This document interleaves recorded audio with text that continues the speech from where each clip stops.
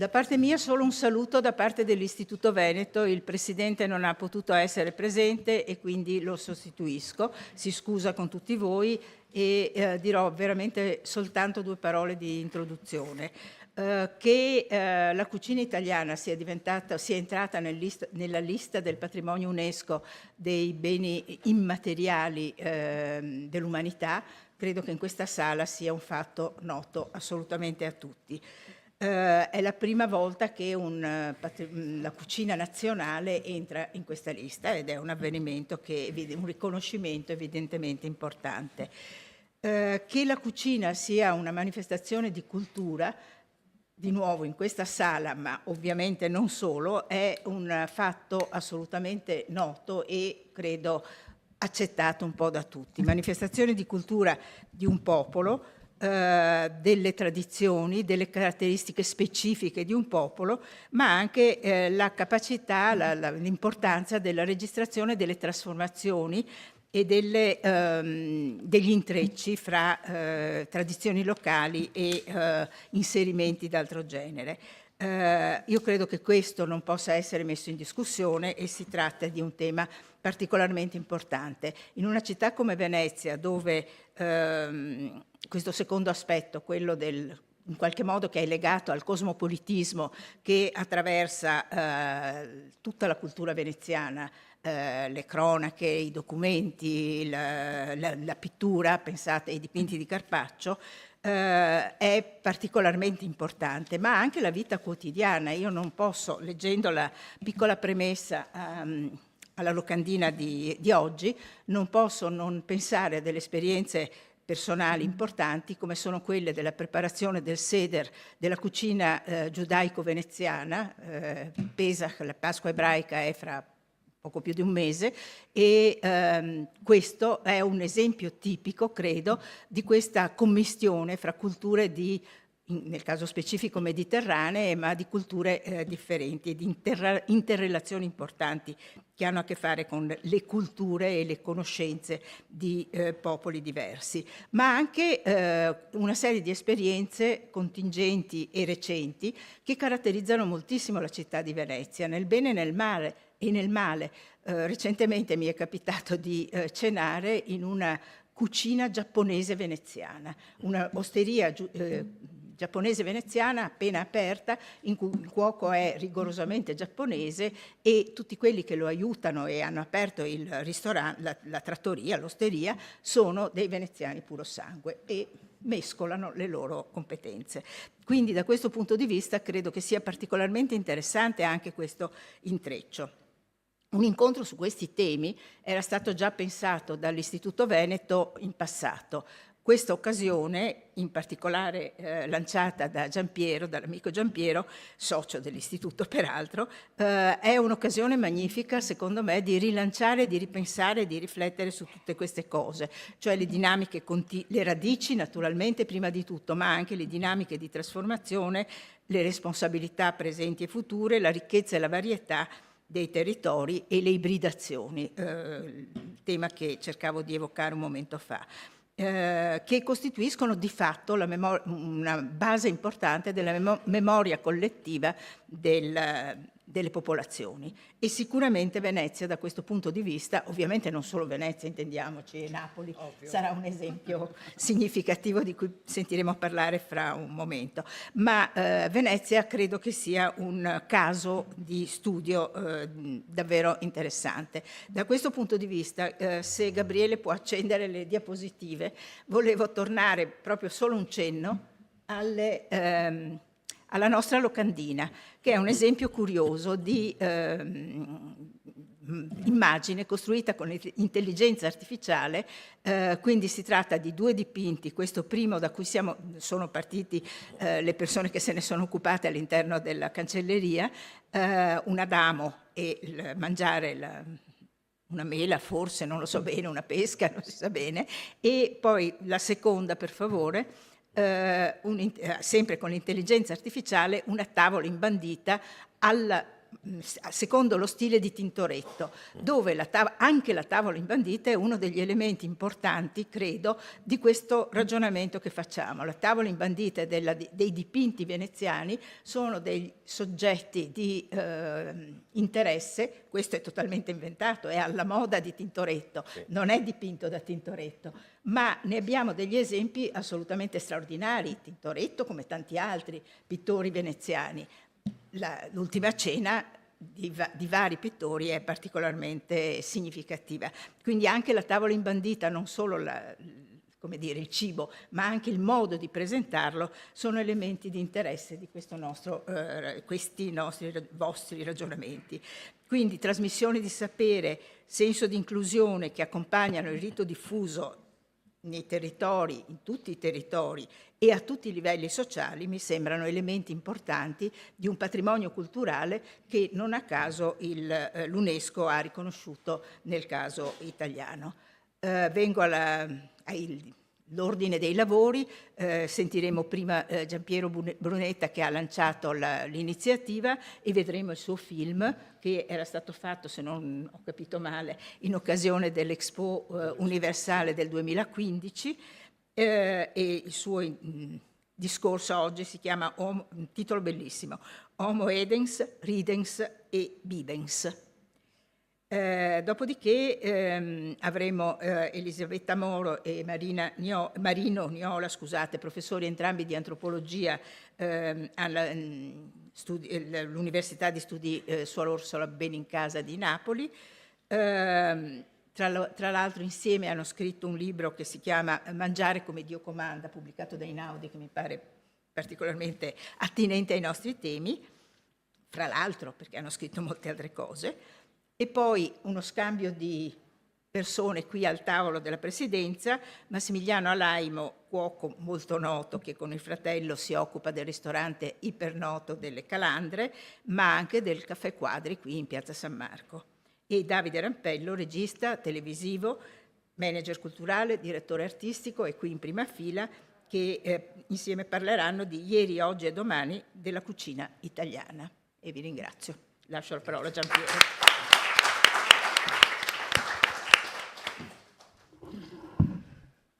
Grazie. Sì, l'occasione sembrerebbe quella dell'attribuzione della proclamazione della cucina italiana come patrimonio culturale immateriale dell'umanità.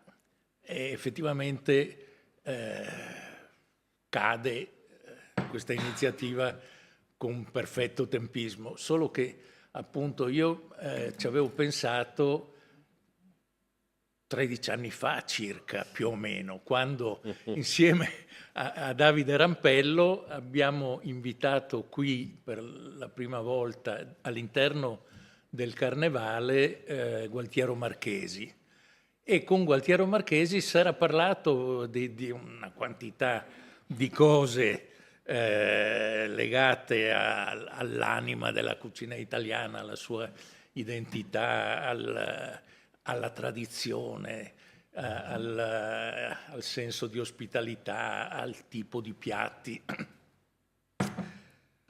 Per rendere omaggio agli amici napoletani, la tradizione non è un peso, ma è un trampolino. Si era parlato proprio di questo, la tradizione, come gestirla.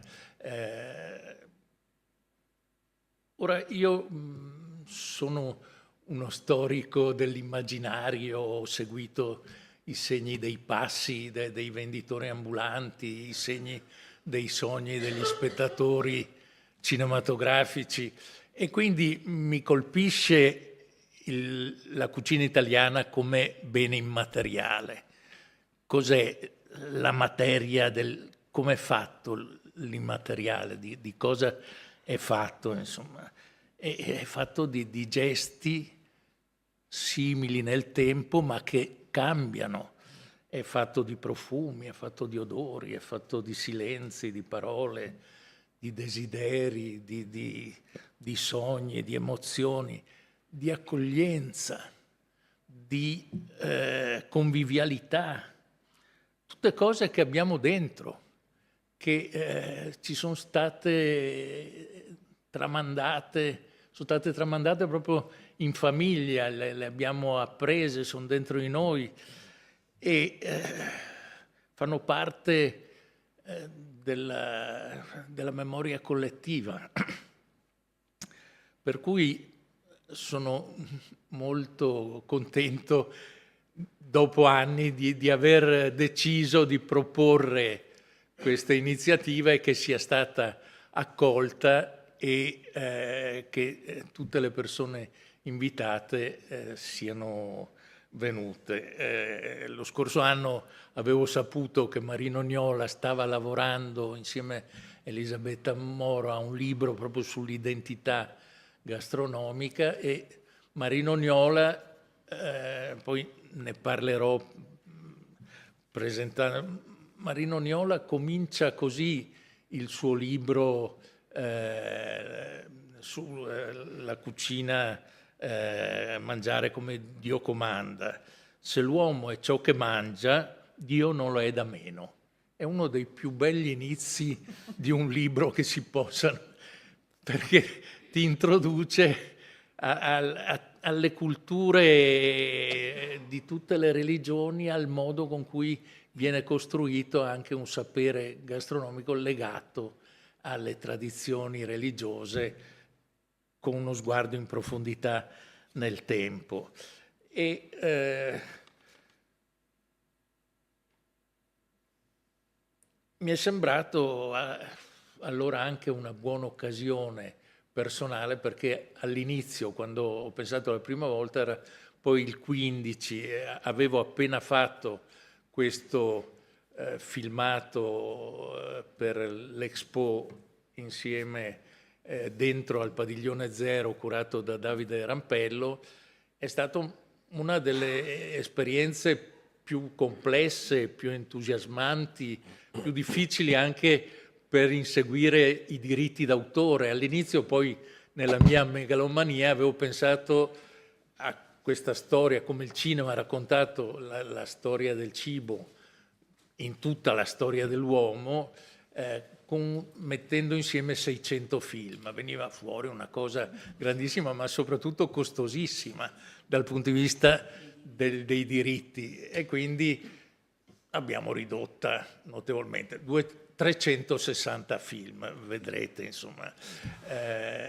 Qualcuno non sono riuscito ad averne i diritti, per cui ma sono molto contento, e questa è la prima volta che lo mostro in pubblico. È stato visto all'Expo, poi ho sempre pensato che il pubblico a cui lo volevo far vedere era il pubblico dell'Istituto Veneto, insomma, e quindi l'ho tenuto così e lo vediamo così per la prima volta. Ecco, vi ringrazio. Come vedete è una grande produzione complicata, in cui però in una microsequenza, in una immagine, ho cercato anche di mettere un problema, di mettere un momento di storia. Il cinema è veramente un luogo straordinario della memoria, su cui puoi lavorare a tutto campo,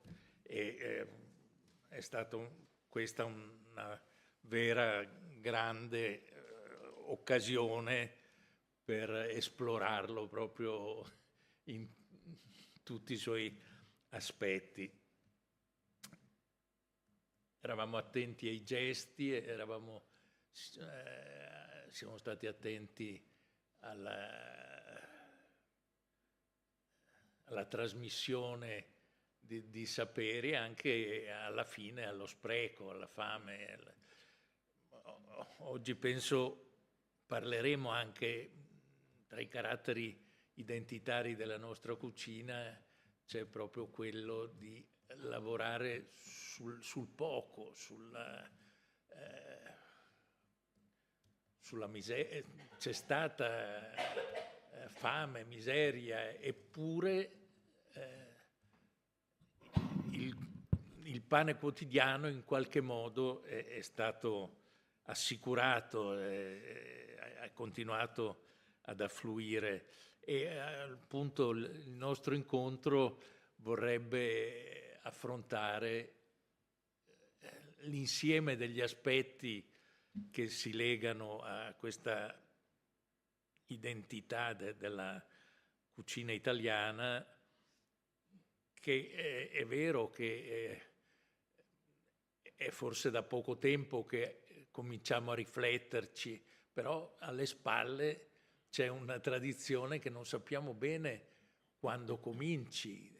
Appunto, quando ho pensato per la prima volta che era una bella occasione parlare qui, ho pensato di partire dal mondo greco e latino. Oggi Elisabetta Moro ci parlerà di una cosa su cui sta lavorando, su questo.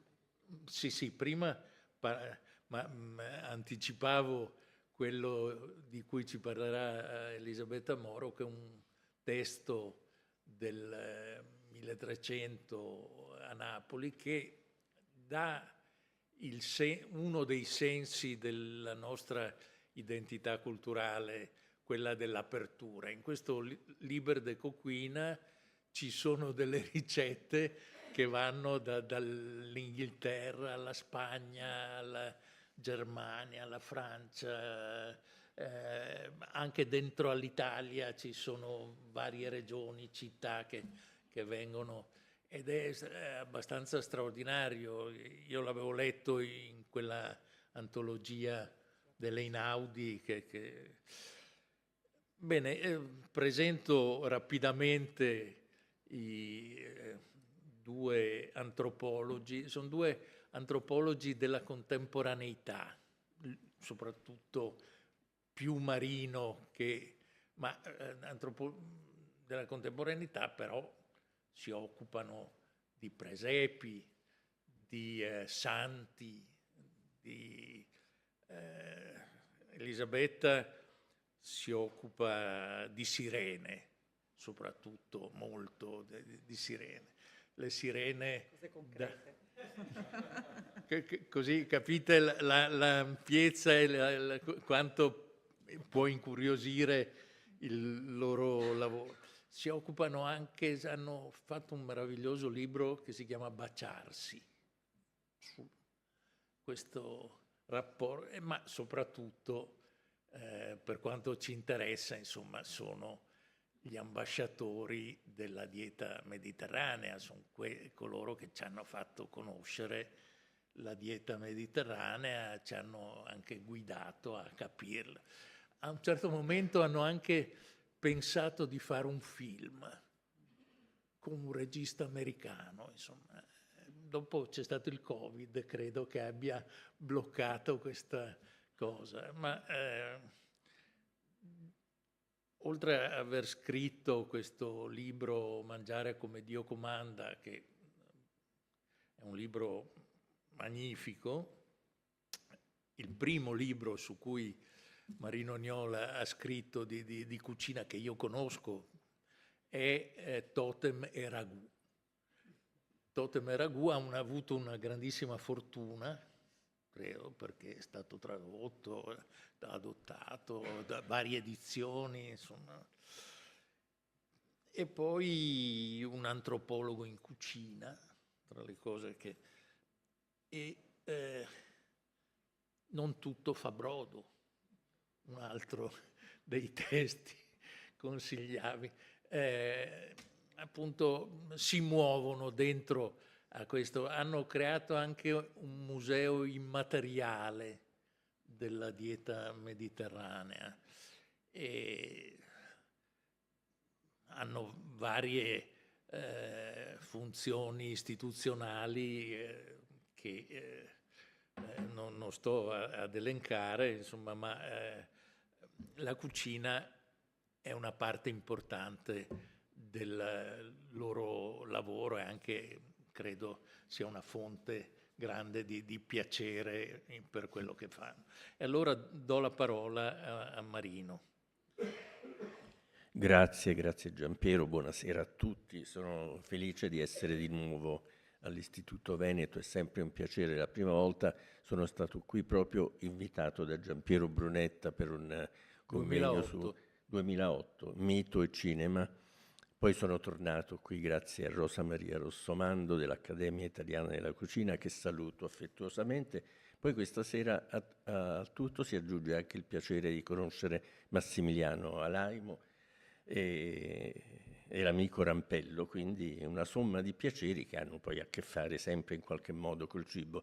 Ma prima di entrare in tema voglio spendere 2 parole su questo bellissimo film che abbiamo visto, perché niente meglio di queste immagini ci fa capire che tutto quello che riguarda il cibo, la preparazione, l'accaparramento delle risorse, la cottura, la distribuzione, la condivisione sono il gesto umano per antonomasia, perché in fondo l'uomo diventa uomo e non è più solo un essere di natura, ma diventa un essere di cultura in 2 modi: quando seppellisce i morti e quando cucina il cibo, cioè quando trasforma la natura in cultura e trasforma la nutrizione in valore, la trasforma in emozione, in passione, in condivisione. In fondo il cibo è una poesia senza parole, queste immagini lo dimostrano, purché però venga affrontato a questo livello di complessità che emerge dalle immagini, altrimenti diventa un po' come certe scritture di critici gastronomici che parlano del cibo con un vocabolario che non raggiunge le 200 parole. Detto questo, non voglio essere polemico e torno nel mio tema. Vi prego di scusare la mia voce, ma è bassissima. In altri tempi sarei andato in uno degli ospedali grandi veneziani a farmi rimettere in sesto la voce. Non sarei stato forse accettato perché non sarei stato buono come putta da coro. Comunque, la cucina italiana è come l'arabe fenice, che vi sia, ciascuno lo dice, dove sia, nessun lo sa, per riprendere le parole di Don Alfonso, il Deus ex machina del Così fan tutte di Mozart.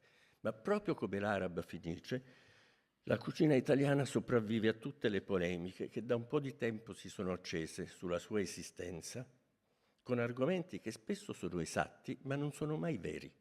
E l'esattezza non è garanzia di verità. Per esempio, uno di questi argomenti negazionisti è che molti degli ingredienti della cucina italiana non sono italiani, vengono da fuori, che è una scoperta dell'acqua calda. L'esempio classico che viene fatto è il pomodoro, che è entrato nei nostri piatti solo nel Settecento, fra l'altro a 700 inoltrato, mentre in Messico, terra d'origine, si vendeva in conserva nella piazza di Tenochtitlan circa 1000 anni prima. Ma nonostante il millennio di ritardo rispetto a quello mesoamericano, il pomodoro italiano ha raggiunto una fama mondiale molto superiore a quella del suo antenato azteco. In realtà ogni cucina, questa poi è la verità, che italiana o no, è sempre il frutto di mescolanze, di ibridazioni, prestiti, incroci, colonizzazioni, invasioni, restituzioni, trasformazioni, contaminazioni. E in questo senso dire che la cucina italiana non esisterebbe, come ha detto qualcuno in un libro che ha goduto di un successo un po' eccessivo, ma forse semplicemente perché era negazionista, dire che non esiste perché gli ingredienti non sono autoctoni significa paradossalmente reificare un mito come quello dell'autoctonia, che non esiste mai. In realtà nessuna persona che sia veramente in sé salterebbe in mente di dire che la filosofia greca non esiste, perché Pitagora o altri presocratici e poi Platone sarebbero stati influenzati dal pensiero delle civiltà mediorientali e indo-iraniche, dallo zoroastrismo al buddismo. Perché tutto questo significa ridurre la cucina ai soli ingredienti, mentre in cucina non è la somma che fa il totale. La cucina è un linguaggio che combina in un modo o nell'altro gli ingredienti, altrimenti è come ridurre il linguaggio alle parole o addirittura alle lettere, mentre a fare una lingua è il modo in cui parole e lettere vengono articolate e prendono significato.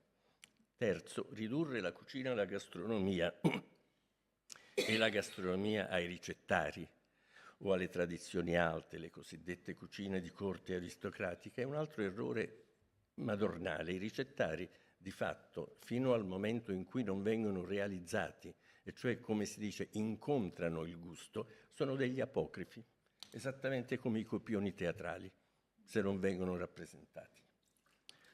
E in questo basta aver letto qualche pagina di Lévi-Strauss per sapere che un'opposizione molto consolidata nel senso comune, cioè quella fra cucina e gastronomia, è totalmente priva di fondamento oggettivo, perché secondo il comune modo di intendere la cucina sarebbe l'insieme dei modi e delle tecniche attraverso le quali ogni società trasforma la natura in alimenti.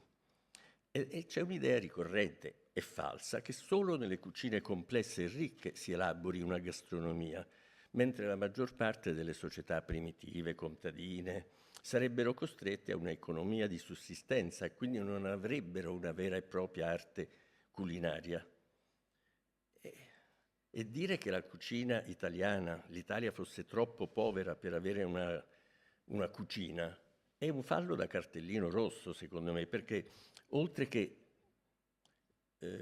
insensato, epistemologicamente infondato, questo modo di intendere confonde la gastronomia con alcune delle sue forme storiche che ha assunto soprattutto in Occidente o in alcune grandi civiltà orientali. In realtà non sono necessari né anitra all'arancia, laccata, e vol au vent, tartufati, timballi, foie gras, perché si possa parlare di gastronomia. In realtà anche le più povere fra le preparazioni contadine si fondavano, nei limiti consentiti dagli ingredienti e dal potere d'acquisto, su una estetica e su una fisiologia del gusto non inferiori a quelle che si dispiegano nelle cosiddette grandi cucine.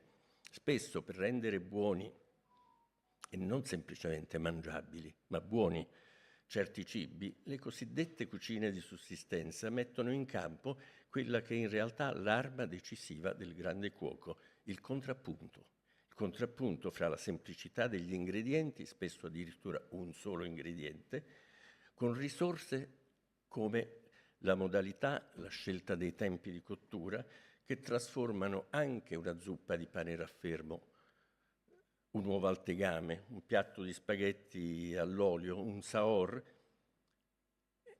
in prove di altissima gastronomia, quelle che rivelano l'abilità del cuoco e insieme la perspicuità dell'autentico gourmet, che non si lascia incantare dalla sovrabbondanza e dall'accesso di elaborazione degli ingredienti. Ma per tornare alla questione dell'autoctonia, perfino il piatto più tradizionale da noi, la più semplice, la più locale delle tipicità, hanno sempre dentro l'altro, la traccia dell'altro. E molti degli ingredienti base della nostra gastronomia non a caso vengono da paesi lontani. La nostra parmigiana, che non c'entra con Parma né col parmigiano, ma con la Parma, cioè il tondo di metallo che per i romani poteva servire da scudo o da teglia, oppure la moussaka greca, il carniarik turco, le berenjenas fritas spagnole non esisterebbero se le melanzane non fossero arrivate dal lontano Oriente. Ma ciononostante questi piatti rappresentano altrettanti patrimoni identitari, beni culturali che molto spesso l'UNESCO ha scritto nella lista dei patrimoni immateriali dell'umanità, come ha fatto con il Repas Gastronomique des Français, oppure pensate alla baguette dei francesi, no? Piatto identitario, totem, un vero totem, che è fatta con grani che non sono né nati né coltivati in Francia, ma a dispetto dell'origine resta un simbolo di appartenenza, una bandiera della francesità da tenere orgogliosamente sotto il braccio, senza sacchetto di carta rigorosamente, come fanno i parigini doc, anche quelli di origine nordafricana o antillana. In realtà quello che lega un cibo a una terra non è la nascita, ma è l'adozione. È soprattutto la dedizione che gli abitanti di un paese hanno messo nel far proprio un ingrediente, una pianta, una razza animale nata altrove. Perché quando un popolo adotta un cibo, sparisce ogni differenza fra figli e figliastri. E non fa niente se la carbonara, come dice qualcuno, non è italiana perché l'avrebbe inventata un soldato americano. Questo non le ha impedito di diventare un simbolo planetario del mangiare, prima romanesco, poi italiano. E il fatto che all'evoluzione della cucina italiana abbiano contribuito gli italiani d'America, mica per questo è meno italiana, intanto perché quelli sono italiani. Loro stessi si definiscono Italian American. Lo sapeva bene Martin Scorsese, quando nel 1974 girò quel meraviglioso film documentario, quel cookbook, come si dice, che è Italian American, protagonista assoluta. Se non l'avete visto lo trovate in rete, guardatelo, è meraviglioso. È la madre di Scorsese, Catherine, classe 1912, nata a Manhattan, ma con una patria in fondo al cuore, Polizzi Generosa, in provincia di Palermo, che prepara le polpette al sugo davanti alla macchina da presa. È una dichiarazione di italianità immaginata, visto che lei era nata a Elizabeth Street, ma proprio perché immaginata questa italianità è ancora più vissuta, sognata. Al New York Film Festival del 74 i titoli di coda del film avevano anche la ricetta delle polpette e la ricetta fu salutata da una standing ovation. E l'epopea di una generazione, di 3 generazioni di immigranti, raccontata attraverso la preparazione di un piatto di polpette. Se non è cucina italiana questa, che cos'è? Quindi l'identità, che sia gastronomica, religiosa, paesana, cittadina, è sempre una rappresentazione, non ha confini precisi, è un'emozione, una memoria, proprio per questo non ha confini, se non i confini della mente, per chi è intelligente, per sua fortuna, o del cuore, per chi il cuore ce l'ha. Ma se dovessimo definire l'identità, Giampiero, se sforo, avvertimi, dimmi quanti... Se dovessimo definire l'identità alimentare italiana, e infatti la risposta non potrebbe essere che una. L'identità alimentare italiana è la differenza. Non solo perché questa indiadi è già iscritta nella nozione di identità, l'identità è tale solo se è differente da quello che non è identico, se no come si fa a dirla, a definirla? E questo è vero soprattutto in un paese come il nostro, dove il localismo spinto e il patriottismo sono proprio una parte del genoma nazionale. Tutto il male dell'Italia proviene dall'anarchia, ma anche tutto il bene. Questo lo diceva Giuseppe Prezzolini, autore un po' dimenticato, fuori moda, però di grandissima intelligenza. Fra l'altro scrisse un libro che si chiamava Spaghetti Diner. Prezzolini centrava in pieno quel nodo inestricabile di consuetudini, abitudini, tendenze, competenze, vocazioni, disposizioni, somiglianze, diffidenze che giace nelle profondità dell'identità nazionale. E però da questo stesso nodo discende quello che noi chiamiamo Made in Italy, che prima di essere un'economia e un'antropologia, una struttura profonda della mentalità e del costume, un modo di essere, di sentire caratterizzato dalla presenza, dalla compresenza di tradizione, innovazione, municipalismo e globalismo, familismo e concorrenza. È l'insieme, se pensate, dei pregi del bel paese, ma anche dei suoi difetti, solo che qui i difetti sono sanificati, sono emendati, ottimizzati, trasformati in virtù.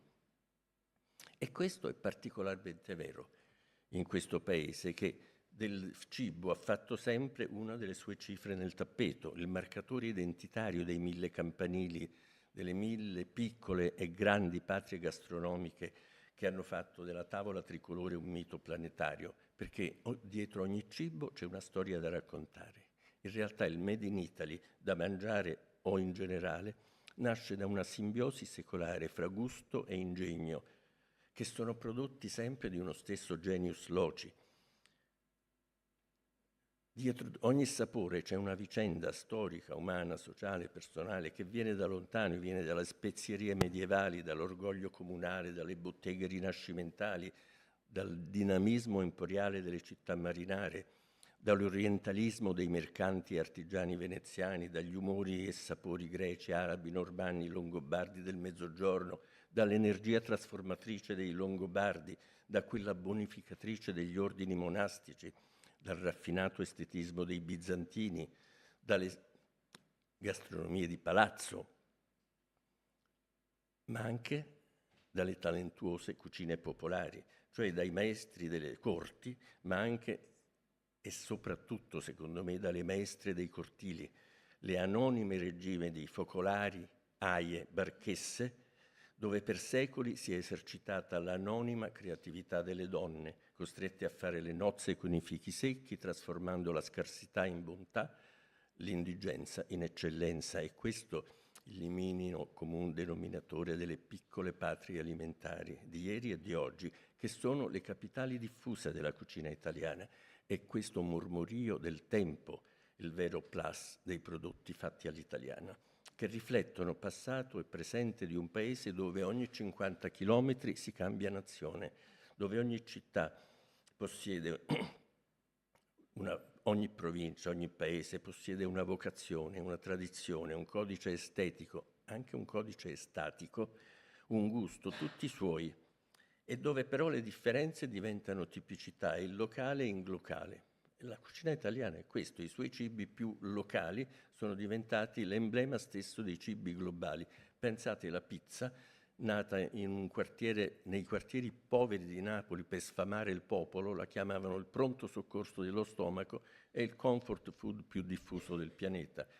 Gli spaghetti, la pasta, il parmigiano, pensate, sono prodotti che hanno sapore preciso di un angolo di mondo, ma diventano parte del gusto del mondo, proprio per questo. In realtà la forza del tricolore, a tavola come altrove, sta proprio nella sua unità plurale, che ne fa un sistema di differenze regionali, provinciali, municipali, paesane, sempre succose, saporose, schiette, che si tengono insieme proprio nella loro differenza, esattamente come le maschere della commedia dell'arte, che resta il vero laboratorio dell'identità nazionale e che non a caso all'estero fra 600 e 800 veniva chiamata semplicemente commedia italiana, perché, come dicevano i teorici del teatro barocco, combina lazzi napoletani e soggetti lombardi, dove i termini napoletano e lombardo non erano la Campania e la Lombardia, ma riepilogavano le due metà del paese, il nord e il sud, ma io direi anche l'Oriente e l'Occidente, la città e la campagna, la terra e il mare.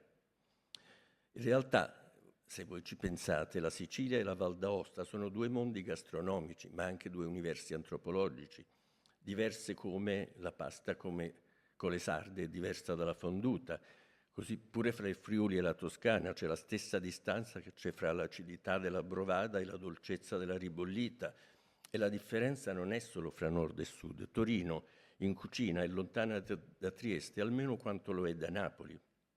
Fra un brasato al Barolo, una iota triestina, un pacchero coi pomodorini del Piennolo vesuviani, ci sono di mezzo l'influenza francese, il lascito austro-ungarico, l'eredità borbonica, con in più quel riverbero di Levante che illumina l'Adriatico. Perfino la pasta, no? Che sembra il logo identitario del mangiare all'italiana, unitaria, guardata più da vicino, si polverizza in una gamma infinita di varianti locali.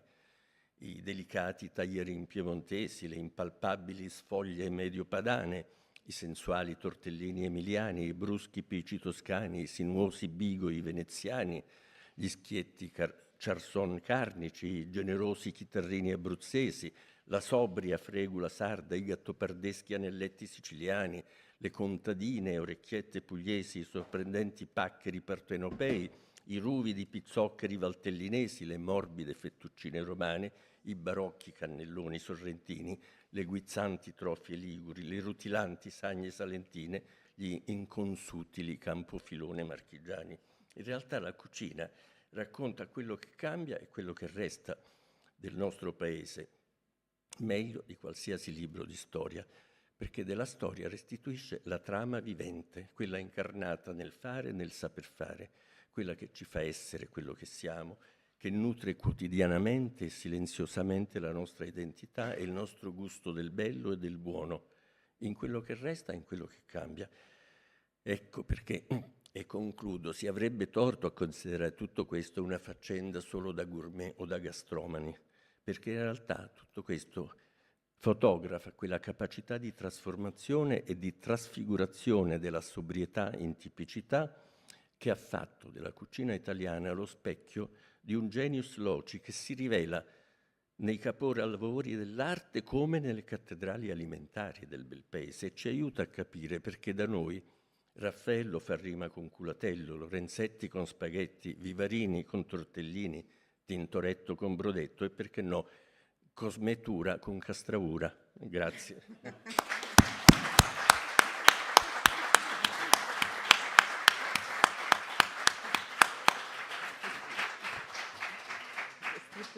Grazie, grazie.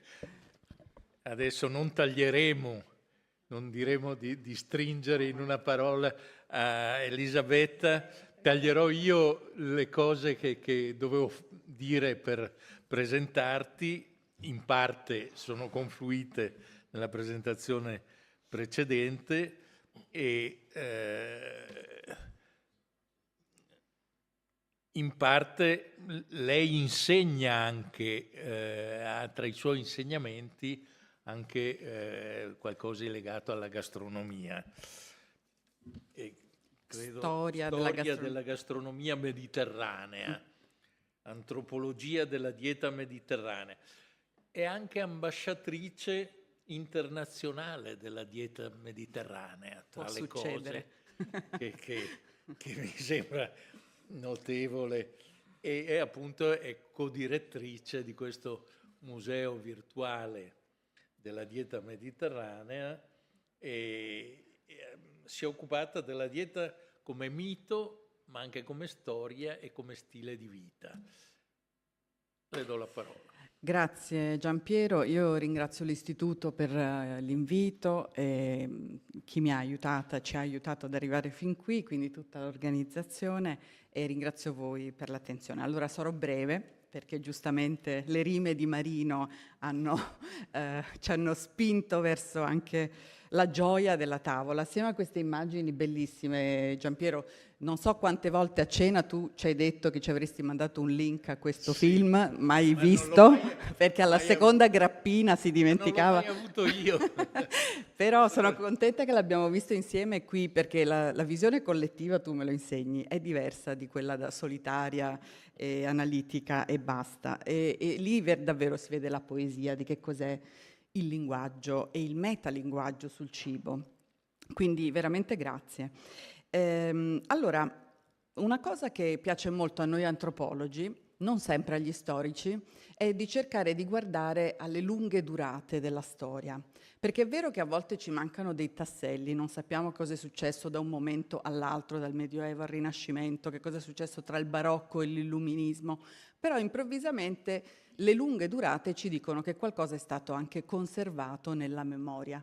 E siccome i patrimoni culturali immateriali sono eminentemente memoria, allora per noi antropologi questo è un terreno fertile dove lavoriamo con molta più gioia rispetto agli storici, perché mentre gli storici rimangono frustrati da quello che non trovano, noi cerchiamo di mettere insieme con dei ricami punti lontani dell'esistenza umana, tenendo conto che ci sono anche degli universali che lavorano dentro di noi, perché siamo tutti umani anche alla stessa maniera. Poi ci sono le culture che lavorano nella differenza.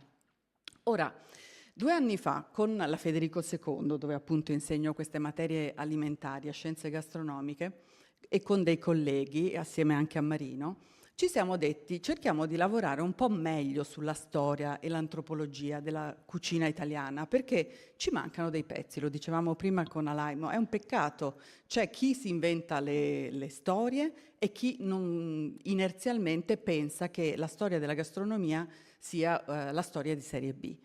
C'è ancora questo problema, è ancora molto grave, e io mi ricordo che quando noi abbiamo chiesto al nostro Ateneo di dare la prima laurea honoris causa a Carlo Petrini per l'opera che lui rappresentava, cioè quell'opera collettiva che ha fatto Slow Food nel 2003 di smettere di inseguire dei panorami gastronomici che non erano nostri, ma cercare di rimettere dentro le parole del passato per raccontare il futuro.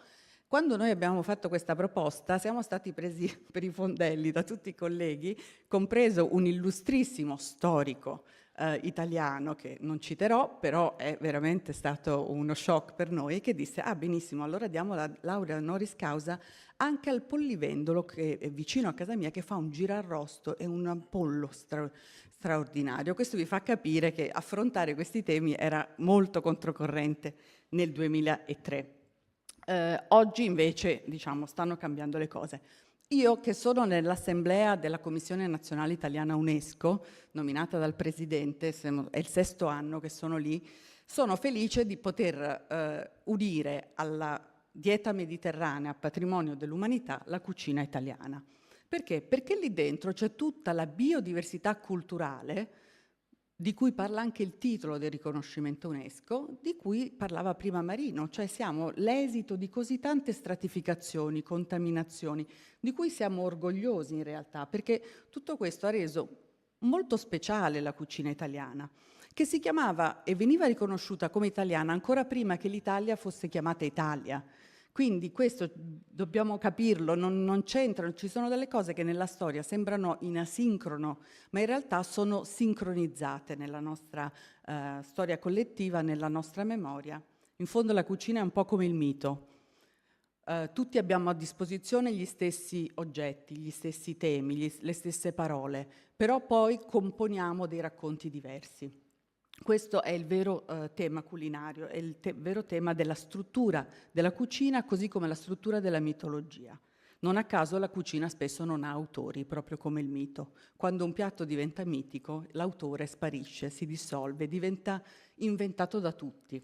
E quindi c'è qualcosa di veramente profondo da studiare. Allora, con i colleghi della Federico II abbiamo pensato di dare uno spazio di approfondimento a un grande ricettario che è quello di il Liber de Coquina, che era considerato del 300, lo è stato fino a pochi anni fa, ma studi filologici più contemporanei, che si possono fare anche con i dispositivi informatici più contemporanei, si è capito che in realtà è molto precedente, probabilmente è di un secolo precedente. E rivoluziona molto la storia della gastronomia che ci siamo detti finora e che aveva una sorta di inizio nella Toscana del Medioevo molto inoltrato. Invece va molto più indietro, ma non solo va più indietro, ma è già tutta contaminata, perché questo ricettario, il Liber de Coquina, che è in latino, è la traduzione latina dell'anonimo meridionale. Questo non si era capito immediatamente, si è cominciato a capire ad un certo punto. E si è capito che un altro grande ricettario importante che viene considerato alle origini della cucina italiana, il toscano, è in realtà la traduzione in volgare della versione latina. Quindi latino, quindi volgare, latino, toscano, meridionale, latino, toscano. Ma questo meridionale che cos'è? È quella cosa pazzesca che è stata il Regno di Sicilia, dove Federico II ha, diciamo, regnato a lungo con tutta la cultura culinaria che lo ha preceduto e ha costruito questo ricettario per raccontare alle corti italiane e europee il fasto, la bellezza delle sue terre e dei possedimenti e di quello che si poteva mangiare nel suo regno.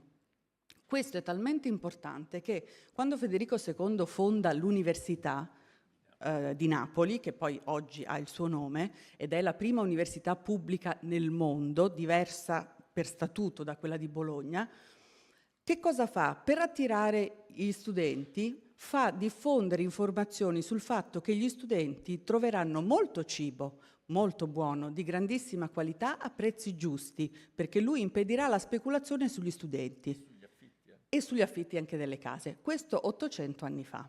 Allora, che cosa c'è però dentro questo libro? E lì è il bello. Cioè, abbiamo lavorato proprio da un punto di vista più umanistico e antropologico. Una grande sorpresa, comincia dalle verdure. Uno si aspetta le carni, no, dalle verdure.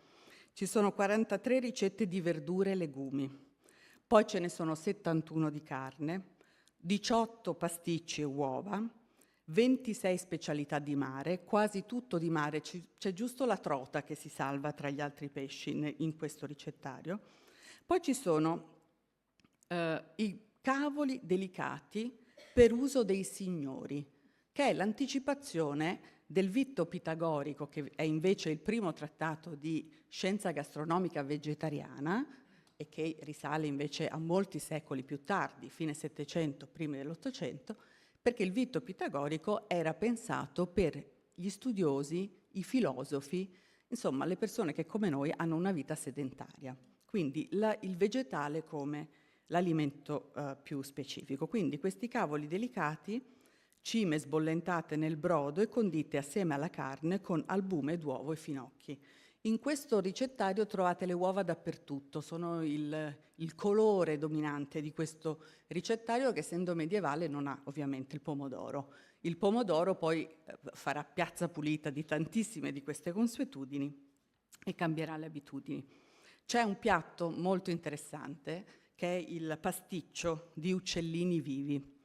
Ora, oggi non si può più dire gli animalisti, eccetera, ma insomma, però è meno crudele di quel che sembra. Si faceva un cono di pasta di pane, veniva cotto, poi tolto dal forno, per tenere la forma si metteva dentro della segala, quindi poi si tagliava la punta di questo, ovviamente, tipo il sac à poche, e si mettevano dentro degli uccellini vivi, si aprivano dei buchetti perché loro potessero respirare e poi si chiudeva e si serviva come se fosse un pasticcio.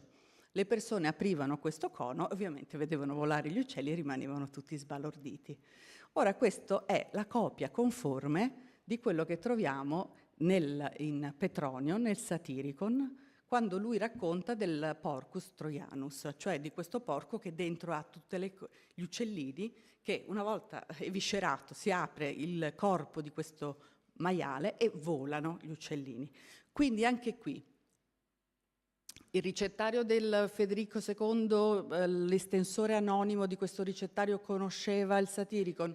Non lo sappiamo per certo, probabilmente no, ma qualcosa deve aver continuato a far pensare che lo stupore rallegrasse le persone al convito e che anche tutto questo avesse a che fare con la gioia della tavola. Però il piatto veramente interessante per noi antropologi di questo ricettario è la tria Ianuensi. Chiunque sia stato a Napoli in questi ultimi 5-6 anni sente odore di cipolla ovunque, perché va fortissima anche tra i turisti la pasta alla genovese. Ora, la pasta alla genovese per un bel periodo era un po' scomparsa, poi un giornale, perché a noi piace fare anche cronaca della gastronomia, ha lanciato un concorso, una serie di ristoratori hanno ricominciato a farla e oggi è il piatto must del turista. E ovviamente gli autoctoni si lagnano perché questo odore di cipolla, che non c'era fino a 5-6 anni fa, è un po' devastante, soprattutto all'inizio della cottura. Poi alla quinta, sesta ora è ragionevole, ma insomma all'inizio non lo è. Tria Ianuensi, che cos'è? È la pasta alla genovese, la ricetta esatta, perfetta della pasta di oggi. Quindi noi oggi a Napoli in quel piatto troviamo 800 anni di storia. Perché si chiama tria? Lo sapete perché tria era il nome arabo della pasta e quindi questo è un termine che è quasi scomparso tranne in Puglia, dove ancora oggi si parla di ciceri e tria, no? Ceci con la pasta. In questo ricettario di Federico II c'è addirittura, rispetto a ciceri e tria, la tecnica della frittura della pasta per dare un po' di croccantezza alla parte della pasta lessa, che è una consuetudine che in Puglia ancora c'è, in Salento ancora c'è. Quindi questo è meraviglioso, davanti a queste cose c'è da entusiasmarsi, secondo noi. Perché però si chiama Ianuensi, cioè genovese? E qui c'è il vero problema, è nata a Napoli, non è nata a Napoli? Allora in questi anni si sono tentate 1000 etimologie. Chi era troppo patriottico cercava di pensarla in un modo, per esempio dicendo che siccome è solo a base di cipolla ricordava l'avarizia genovese. Un commento politicamente scorretto e anche veramente demenziale, però è andata molto, diciamo, a noi piace anche la parte trash della cultura, noi siamo anche trash, in questo periodo se ne vede molto, quindi c'è molto lavoro per gli antropologi. L'altra cosa, si è pensato genevoise, forse, è una corruzione genevoise, visto che ci sono stracotti di cipolla nelle Fiandre, Ginevra, in quelle zone, insomma, però non si capiva il nesso. In realtà Ianuensi molto probabilmente viene da Genova perché in quel periodo, stiamo parlando del XIII secolo, i genovesi erano fortissimi nell'esportazione della pasta, secca perché avevano una sorta di monopolio nel Mediterraneo. Prima di loro l'avevano avuta gli arabi, un paio di secoli prima, anche 3 secoli prima, perché sono gli arabi, lo sapete, che hanno portato la pasta in Italia e che hanno inventato l'essiccazione della pasta per poterla commercializzare nel Mediterraneo. Quindi in realtà, diciamo, non abbiamo inventato niente, il bello è averlo conservato, cioè avere ancora questa lunga filiera della storia che ci fa capire il piatto di oggi. Nella ricetta originale non c'è la carne, ma si può aggiungere, è un'opzione. Quindi se voi vi trovate a Napoli, i napoletani vi diranno la carne c'è sempre, non c'è in un'altra ricetta, che è quella che gli autoctoni chiamano la finta genovese. La finta genovese è quella senza la carne. In realtà da questo ricettario sappiamo che è la vera genovese, perché la carne è stata aggiunta dopo, ma già in questo ricettario c'è scritto: se vuoi aggiungi carne, se vuoi aggiungi formaggio o a cubetti o grattugiato. Con quella approssimazione bellissima di questi ricettari dove la ricetta c'è e non c'è. Ora l'Aimo saprebbe come fare, io guardo queste cose e dico oddio, ma qui mi mancano tutti gli elementi, non ci sono pesi, non ci sono misure, non c'è tempistica, affari tuoi, diciamo, veditela tu. Allora, che cosa c'è però in questo ricettario anche che interessa tutta Italia? La prima ricetta della lasagna. La prima ricetta scritta, o comunque la più antica che abbiamo a disposizione, quindi chiamiamola la prima, a dimostrazione del fatto che i bolognesi, che amiamo tantissimo, e hanno reso la lasagna alla bolognese, non a caso con questa rideterminazione geografica famosa nel mondo, è uno dei piatti più amati nel mondo e più, diciamo, frozen e consumati nel mondo. Vabbè, questa lasagna, la parola lasagna e questa forma di questa costruzione del piatto c'è già in quella ricetta. Probabilmente quindi stiamo parlando di un modo di assemblare pasta e altri ingredienti a strati che precede addirittura il 200, perché il ricettario meridionale è probabilmente 1100, se non ancora un po' prima, nella corte di Palermo. Quindi abbiamo una longevità, una passione dell'origine gastronomica che secondo me è piuttosto unica, come lo siamo sempre noi italiani. Perché? Perché noi in fondo che cosa abbiamo nella testa? E con questo voglio concludere. Qualcosa che gli altri europei non hanno. Cioè abbiamo una passione dell'origine talmente spiccata che ancestralizziamo tutto. Cioè noi costruiamo genealogie che più indietro vanno e più ci piacciono e più le conserviamo e le inventiamo appositamente. Questo è un gesto culturale importante, l'invenzione, anche l'invenzione della storia è un gesto importante. E quindi noi, più è stratificata questa cosa e più funziona. Lo avete visto negli ultimi anni, i ristoranti hanno cominciato a mettere le date di nascita dei ristoranti, hanno cercato di tirare fuori dai bauli nonne, zie, prononne, no? Antenati, mitici. Perché? Perché è una costruzione genealogica dell'origine e questo da un punto di vista antropologico è straordinario.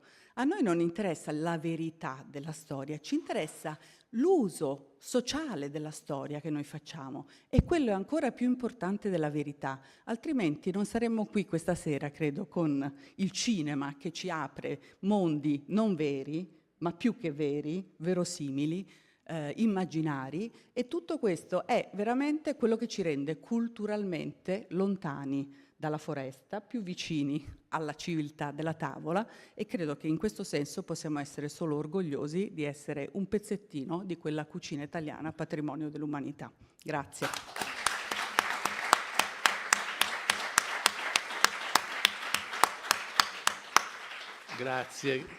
Grazie a tutti e due che avete aperto una quantità di domande, e anche di conoscenze materiali di cose perdute o insomma che vanno riviste e rilette. Adesso inviterei al tavolo Davide Rampello e Massimiliano Alaimo. Sì, volevo solo dire, perché giustamente la nostra Presidente, che non ho ringraziato prima, Vicepresidente, Presidente di questo tavolo però, chiedeva, questo libro lo trovate, è open access, quindi gratuito, lo scaricate facilmente, il titolo è L'origine della cucina italiana, anzi le origini, scusate, della cucina italiana da Federico II ad oggi, Università Federico II. Lo trovate, lo scaricate, è un PDF gratuito. Bene, grazie. Sì, adesso direi passiamo al plurale, cioè non parliamo di cucina italiana, ma di cucine italiane. Mi piacerebbe di più. Bravissimo, sì. Ecco, Perché mi di quello piacerebbe che si tratta di fatto.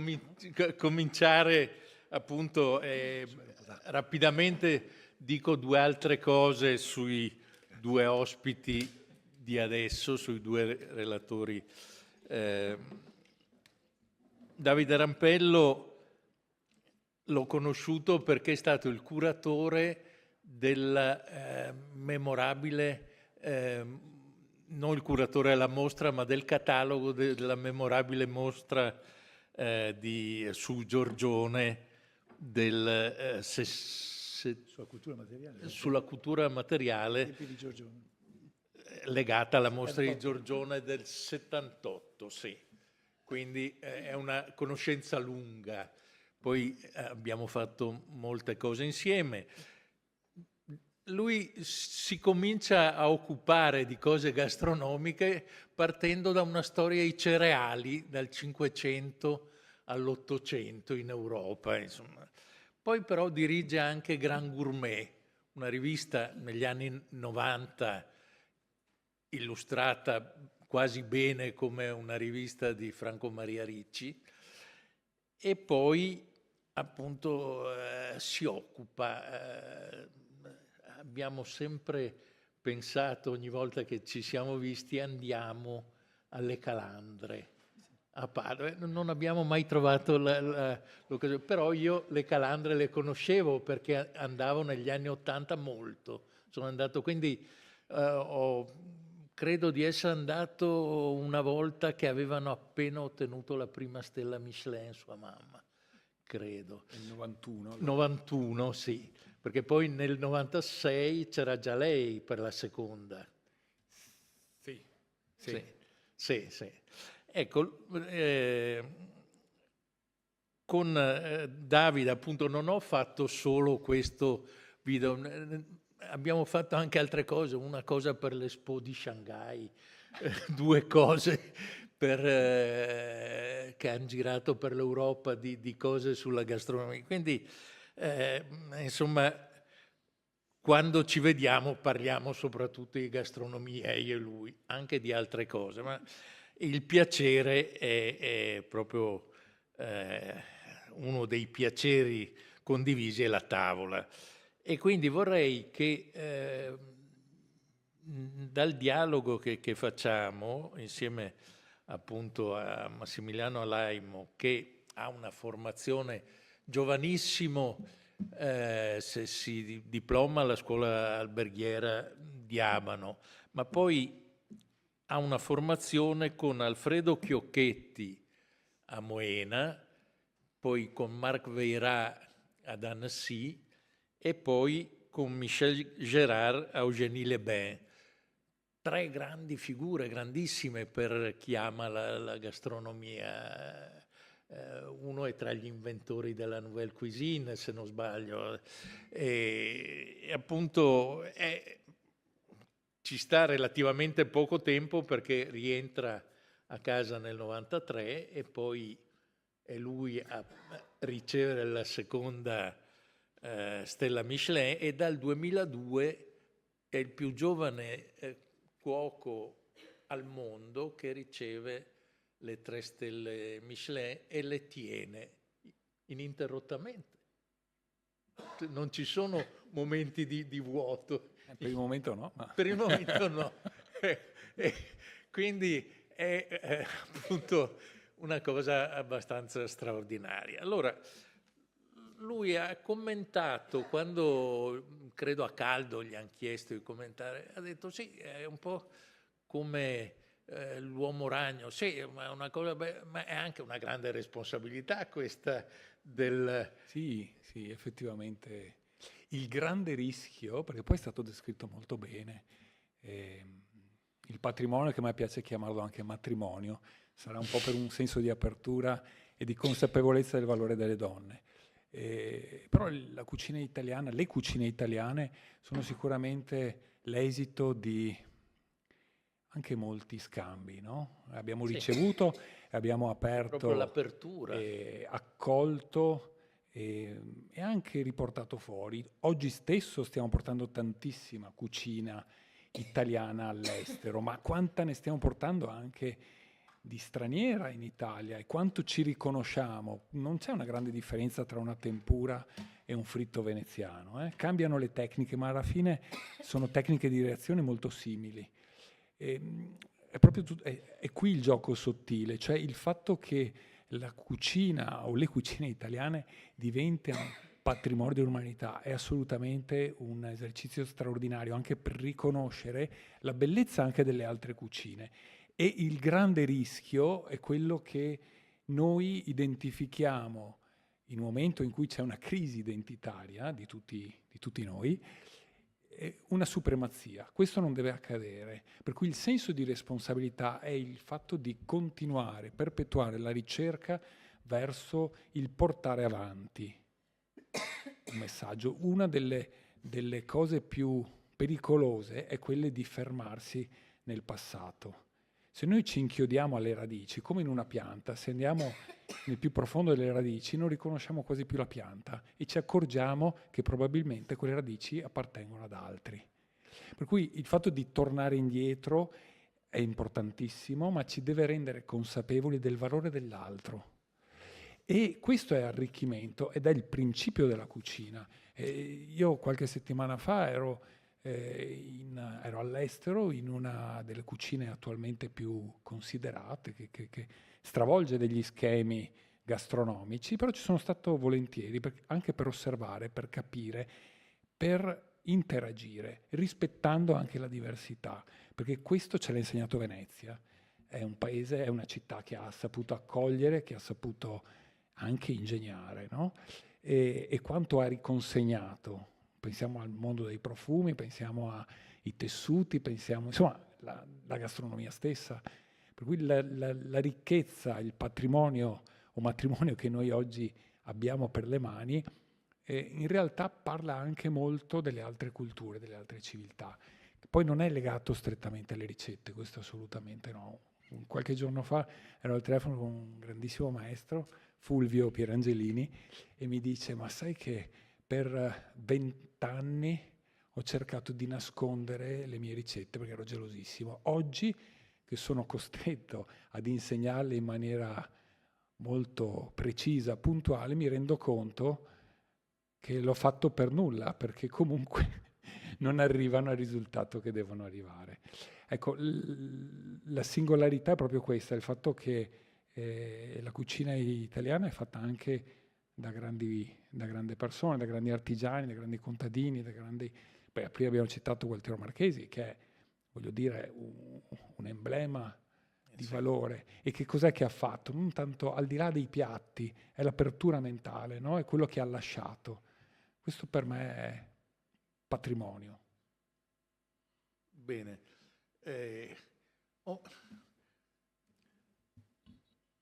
Ogni piatto lo puoi collegare con una rete delle connessioni enormi. Da storico ne vedo, ma appunto cosa vuol dire per te il piatto, ma anche questo riconoscimento?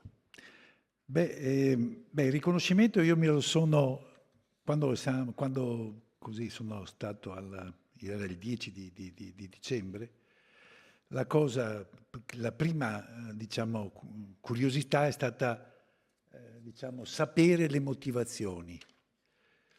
Dedicherei un minuto a leggervele perché è molto interessante, perché tante volte uno dice, è patrimonio, ma cosa vuol dire? Perché?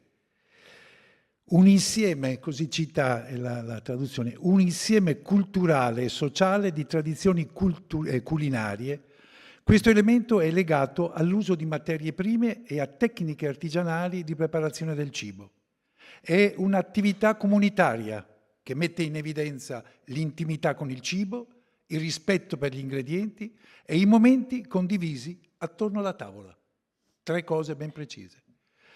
La pratica affonda le sue radici in ricette antispreco, bruttissima parola, ma comunque potevano dirla in maniera diversa, e nella trasmissione di sapori, competenze e ricordi attraverso le generazioni.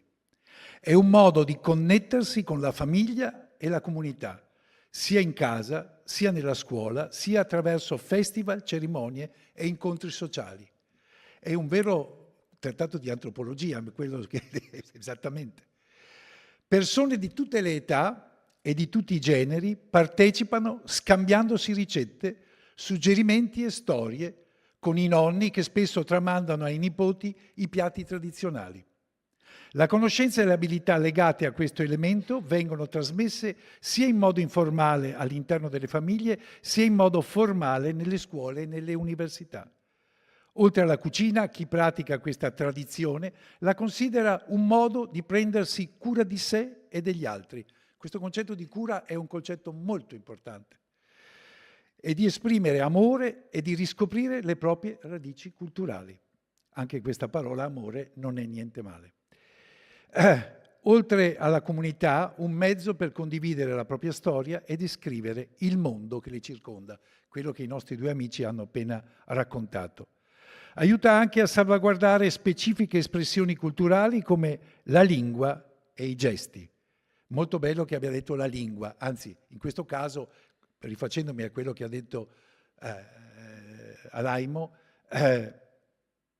le lingue, ossia le lingue italiane, che noi appunto chiamiamo dialetti, ma di fatto sono lingue. E poi la cosa meravigliosa di dialetto, che ha un senso brutto, in realtà vuol dire lingua del dialogo, ed è una cosa meravigliosa. Perciò le lingue, anche perché, aprendo una piccola parentesi, dire una parola ogni parola è una cosa. Perciò se io dico bicchiere, glass e verre, dico 3 cose diverse, molto diverse, perché hanno origini diverse. Certo. E allora, soprattutto nell'ambito dei saperi artigianali, la parola è fondamentale, perché un fabbro a Messina, fuori Messina, lavora in un modo e chiama in un modo diverso gli attrezzi e li usa in modo diverso di un fabbro feltrino o di un fabbro bresciano. Hanno totalmente e via di questo passo. Perciò questa cosa della lingua, anzi delle lingue, è una cosa importantissima. E finisce, la pratica favorisce dunque l'inclusione sociale, promuovendo il benessere e offrendo uno spazio di apprendimento continuo e intergenerazionale. Inoltre, rafforza i legami, incoraggia la condivisione e promuove un senso di appartenenza. È un vero, torno a dire, è esattamente detto in modo diverso, tutto ciò che i nostri 2 amici hanno detto. Perciò, io ogni volta che ho davanti un piatto, e questo erano i discorsi che facevo con Gualtiero, io ho avuto la fortuna di conoscere Gualtiero ancora quando era a Bonvesin della Riva e quando non aveva ancora le stelle. E quando, per pagarsi le cose, dormiva tutta la famiglia in un'unica camera d'albergo, queste robe, perché appunto. E parlavamo in senso molto ampio dei piatti, ti ricordi, eccetera. Certo. E la considerazione che io gli facevo, e che sempre più vado avanti, e mi rendo conto, noi abbiamo una grandissima cucina, abbiamo delle grandissime cucine perché abbiamo una formidabile agricoltura. Senza l'arte dell'allevare, senza l'arte del coltivare, non avremmo questa ricchezza. Perché poi, come posso dire, gli stessi allevatori, gli stessi coltivatori sono i primi a elaborare le materie stesse che loro fanno. Perché è evidente che, diciamo, sia nell'arte della salatura, sia dei salumi, eccetera, se io allevo in un certo modo, se sono al nord, se sono al sud, se sono, diciamo, a Parma, è diverso anche l'animale dell'animale diciamo, siciliano, ecco, così. Per cui mettere in relazione questa straordinaria e meravigliosa arte che è l'ars agraria con l'ars coquinaria è, a mio avviso, importantissimo. Anche perché, diciamo, nella cultura latina, visto che è stata citata, oltre alle meraviglie, poesie, le cose straordinarie, ma due sono i testi fondanti che hanno il De Architettura e il De Agricoltura, Columella e Vitruvio. Tra l'altro, curiosamente, tutti e due cominciano con diciamo, cose simili, il conoscere e il riconoscere la terra, che si mette in bocca e si sente se è acida o salata, o se è basica, e via di questo passo. Conoscere i venti, conoscere le acque. È incredibile come le due, diciamo, come posso dire, questi due testi hanno questa matrice così intimamente, sono così intimamente legati. E diciamo, l'agricoltura, lo sappiamo tutti, nell'epoca romana aveva raggiunto una competenza e una coscienza formidabili. Poi tutto è sparito all'improvviso, perché quando è crollato è veramente crollato un mondo. Però un vero genio dell'umanità, in questo caso, e mi riferisco a, diciamo, Benedetto da Norcia, che ha avuto la forza di mettere assieme genio dell'umanità. Io una volta, scusa, faccio una parentesi, con l'ex patriarca di Scola, che era venuto a Milano, ero stato carinamente invitato alla mensa cardinalizia arcivescovile e dicevo una cosa: certi personaggi della Chiesa, e in questo caso mi riferisco proprio a Benedetto da Norcia, che è santo patrono, eccetera, eccetera, perché la Chiesa non ha mai avuto il coraggio di dire che è stato un vero genio dell'umanità? Intendo dire, usa la genialità, la parola genialità, su tutta una cosa laica, ma ci sono personaggi nel mondo che, diciamo, che sono dei veri e propri geni di una forza. Se non ci fosse stato Benedetto, che ha rimesso insieme gli uomini, mettendoli... Questo è stato un gesto, diciamo, politico enorme. I conventi sono, a proposito, lì veramente, diciamo, i saperi hanno potuto rifiorire, e prima di tutto l'agricoltura. E con l'agricoltura poi la medicina, perché poi intimamente si chiama ricetta, recipe, fai, sia la ricetta, diciamo, della medica, sia la ricetta, diciamo, per fare un dolce, eccetera, il preparato. Ossia, queste connessioni sono cose che mi hanno sempre, come posso dire, affascinato in questo caso. Ed è molto interessante vederle raccontate da altri, appunto attraverso, per esempio, io amo molto tutta la trattatistica agraria. Abbiamo dei trattatisti agrari formidabili, soprattutto dal Cinquecento, anche prima, ma soprattutto nel Cinquecento, i più grandi, sì, tutti quanti i raccoglitori. Il Mattioli, dico Mattioli piuttosto che Colonna, insomma, adesso non è questo il punto, ma raccontano, leggendo, tu ti rendi conto di tantissime cose, e apprezzo molto quella bellissima definizione poetica dell'antropologia, perché la poesia è fondamentale, diciamo, e non solamente il paludato rigorismo storico, ma appunto una grande visione poetica delle cose che sarebbe necessaria, per cui Quando per esempio leggo, e mi riferisco, per esempio i viaggi in Italia, se uno legge Montaigne arriva a Vicenza nel 1580 e il mio amico sa che è la data in cui muore Palladio, per cui non gliene frega niente, non lo calcola, non lo cita minimamente. È appreso dalla bellezza delle donne e venendo da Venezia, da Verona verso via, dal paesaggio. Ecco, il paesaggio agrario era, non a caso Marsilio Ficino dice la Campania, il giardino fuori città. Il giardino fuori città. Per cui la qualità di come era coltivato, di come era ordinata la terra. Ma questo mi fa, solamente questa descrizione è diciamo l'inizio di un piatto formidabile, di un cibo formidabile. Perché se vedo questo paesaggio che, se tutti erano ammirati, perché tutti erano ammirati di questa cosa, ma mangiarsi anche un pomo è già un piatto. Perché è il gesto che poi determina il fatto che io lo sto cucinando anche col mio desiderio. Lo sto cucinando, lo sto coltivando anche con la mia fantasia, con la mia poetica. Non a caso i sapori sono l'origine dei saperi, buon e cattivo.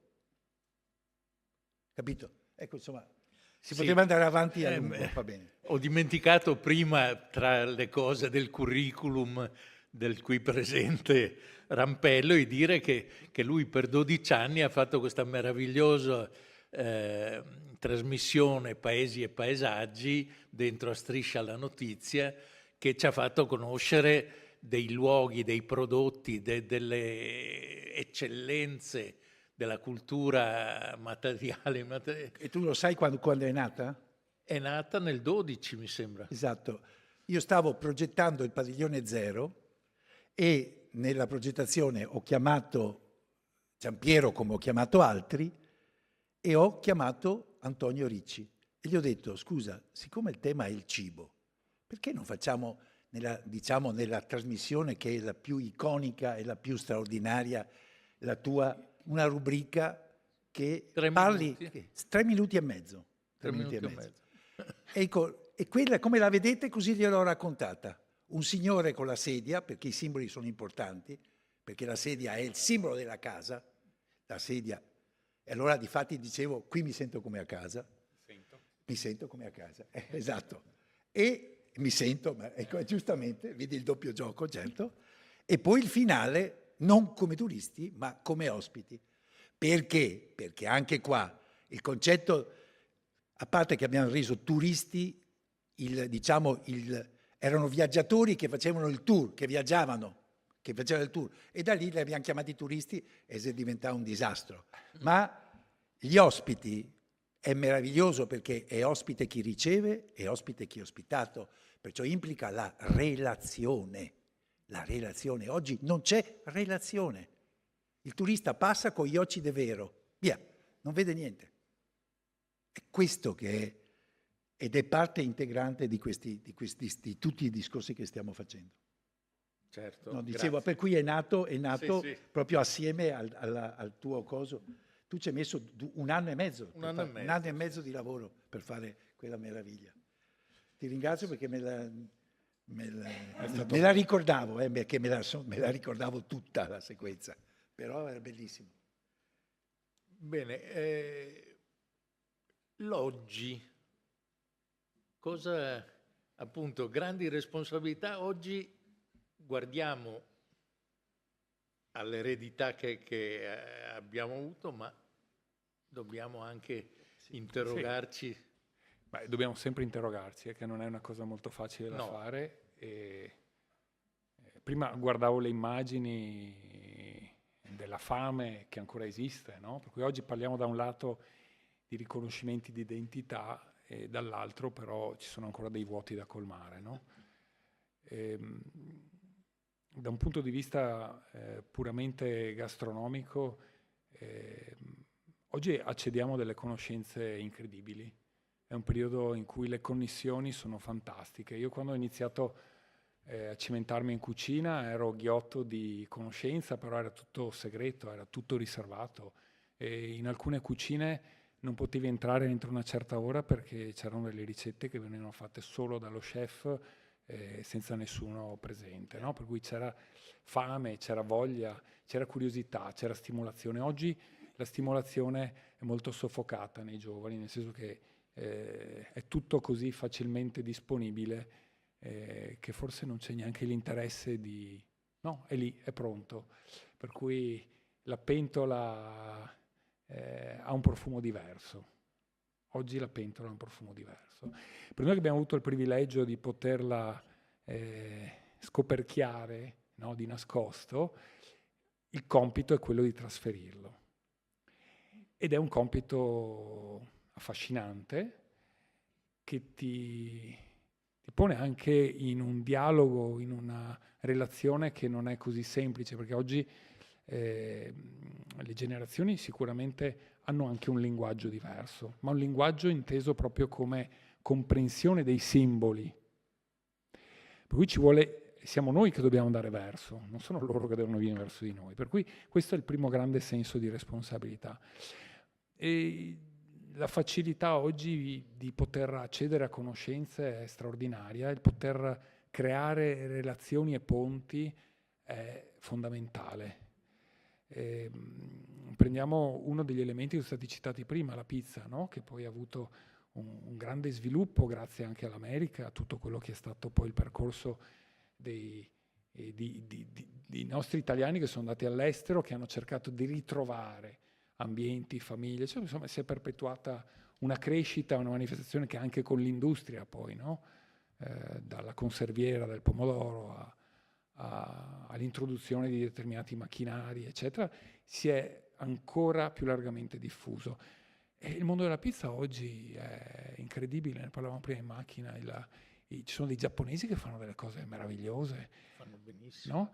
E in Italia ugualmente, e sono anche lì indirizzi differenti, ma quanto la conoscenza può... Oggi la biologia ha superato la chimica, per cui oggi parlare, per esempio su un panettone, di utilizzare monodigliceridi è antico, è assurdo per poter conservare un prodotto. Si può tranquillamente lavorare con delle estrazioni molto raffinate, molto naturali, molto pulite, che magari derivano dal lievito madre. E queste conoscenze non sono in mano a noi cuochi, ma sono una possibilità di ampliamento di conoscenza, sono possibilità in cui si devono unire ponti, si devono creare delle intenzioni comuni.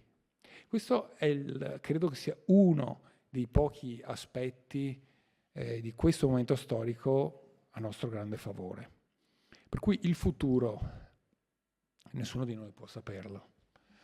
Gli scenari cambiano ogni 2 minuti, però credo che noi per esempio alle Calandre soprattutto lavoriamo tantissimo nel cercare di ridare all'ospite una pausa, un momento in cui si ritrova, in cui si crea veramente il convivio, si possa ritrovare una relazione con se stesso prima di tutto, per cui l'utilizzo della sensorialità è fondamentale, riconoscere che abbiamo un tatto, riconoscere che abbiamo un'acustica interiore, porre delle domande all'ospite in maniera silenziosa, senza dargli necessariamente la risposta. Nessuno di noi ha una verità, però il fatto di potergli dare la possibilità di sentirsi vivo, di sentire un profumo, per cui toccare sia la parte razionale ma anche la parte limbica, cercare di portarlo in quella dimensione che ci ha portato lei prima, no? Per cui un'immagine che andava al di là della parte visiva, no? La si sentiva forte, perché era magistralmente gestita, non era semplicemente un copia e incolla, non era un'intelligenza artificiale che metteva insieme. Anche lì il valore dell'intenzione, il tipo di pensiero si sente. Io sento quando cucina se c'è un'anima o meno, al di là se il piatto è ben fatto o mal fatto, ma si sente se c'è una mano femminile in cucina, se c'è invece un'aggressività, la si percepisce. E tutto questo fa parte del patrimonio, ma fa parte del patrimonio di tutte le culture, di tutte le differenze. Ed è questo, secondo me, il senso più intimo di quello che dovrà essere il futuro. I confini servono per oltrepassarli. L'Italia è un confine, ma è un confine aperto, e questo è quello che noi dobbiamo lanciare come messaggio. Non aver paura di indirizzare a un'altra cultura, una conoscenza, una sapienza, perché potrà solo tornare indietro un arricchimento, non una povertà. Per cui liberarci dalla paura di essere copiati, che ci hanno fatto questo, dobbiamo proteggere. Non dobbiamo proteggere niente, dobbiamo semplicemente avanzare per il bene comune. Beh, mi sembra il modo migliore per chiudere questo incontro. Vi ringrazio tutti i presenti, e forse è anche una buona occasione per pensare anche in futuro a qualcos'altro di questo tipo. Grazie. Grazie mille. Grazie.